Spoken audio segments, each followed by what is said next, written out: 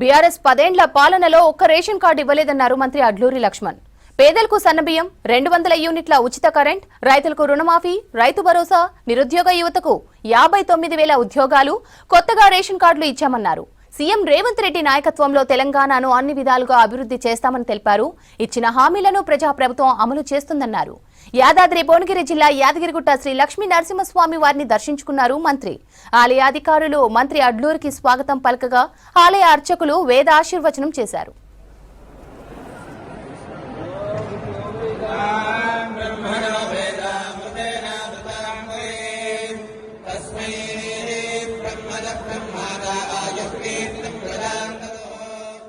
రాష్ట్ర కేబినెట్లో మంత్రిగా బాధ్యతలు తీసుకొని ఈ జిల్లాకి ఇన్ఛార్జ్ మంత్రిగా బాధ్యతలు తీసుకొని స్వామివారిని అమ్మవారిని దర్శనం చేసుకొని మా స్థానిక శాసనసభ్యులు మా విప్పు మా శ్రేయభిలాషి తెలంగాణ ప్రజలకు ఇచ్చినటువంటి 6 గ్యారంటీ పథకాల్లో ఒకట 4 గ్యారంటీ పథకాలు ఆ స్వామివారు అమ్మవారి దయతో అమలవుతున్న సందర్భంలో ఒకట పేదవాళ్ళకి సంబంధించిన సన్నబియ్యం కానీ 200 యూనిట్లు ఉచితంగా కరెంటు ఇవ్వడం కానీ, రైతుకు రుణమాఫీ చేయడం కానీ, రైతు భరోసా కింద ప్రభుత్వం రైతన్నులకు అండగా ఉండే విధంగానే నిరుద్యోగ యువతకు 59,000 మంది నిరుద్యోగ యువతకు ఉద్యోగాలు ఇవ్వడం కానీ, కొత్తగా రేషన్ కార్డు 10 సంవత్సరాల గతంలో ప్రభుత్వంలో ఉన్న వాళ్ళు ఒక్క రేషన్ కార్డు లేనటువంటి దుస్థితిలో ఒకట గౌరవ ముఖ్యమంత్రి గారి నేతృత్వంలో ఒకట జిల్లాకు సంబంధించిన మంత్రివర్యులు పెద్దలు ఉత్తమ్ కుమార్ రెడ్డి గారు కానీ, కొమ్మటిరెడ్డి వెంకరెడ్డి గారు కానీ, మా విప్పు గారు, మా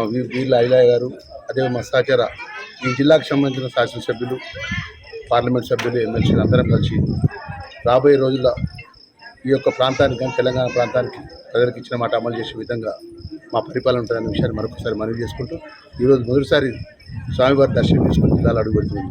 రాబోయే రోజుల్లో ఖచ్చితంగా ప్రజలకు ఇచ్చిన మాట 100% అమలు చేస్తాం. ఆ గౌరవ ముఖ్యమంత్రి గారి నేతృత్వం మరొక